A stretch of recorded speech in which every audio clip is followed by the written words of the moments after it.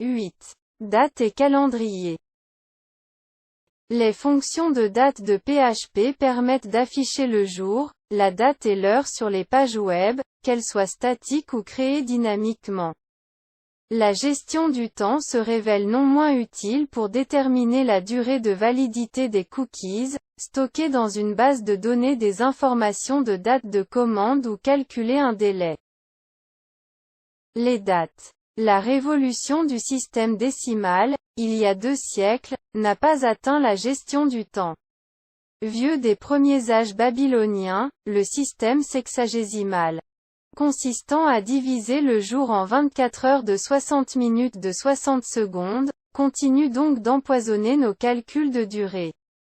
Les informaticiens ne pouvaient se contenter d'un système dans lequel l'ajout d'une seconde peut amener à changer d'heure, de jour, d'année et même de siècle ou de millénaire. Pour pallier les difficultés de ce système, les informaticiens ont défini une date d'origine arbitraire, correspondant au 1er janvier 1970 à 00h 00 minutes 00 secondes. À partir de cette date, le temps est compté en secondes.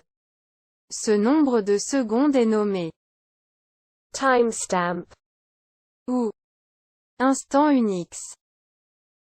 Timestamp négatif. L'inconvénient de ce système est de fournir des timestamps négatifs pour les dates antérieures à l'origine. De plus, sous Windows, aucune des fonctions de date de PHP n'accepte comme paramètre les instants Unix négatifs, alors que les serveurs sous Linux les autorisent. La fonction time, que vous utiliserez souvent par la suite, retourne le timestamp de l'instant présent. Cette valeur n'est pas affichée aux visiteurs du site. Elle sert seulement d'intermédiaire sous-jacent pour calculer des durées et déterminer des dates futures ou passées. Le timestamp est alors passé à d'autres fonctions, qui réalisent l'affichage en clair de la date désirée. Un timestamp permet par ailleurs de stocker plus facilement une date à un seul nombre et constitue le moyen le plus sûr pour conserver une date dans une base de données.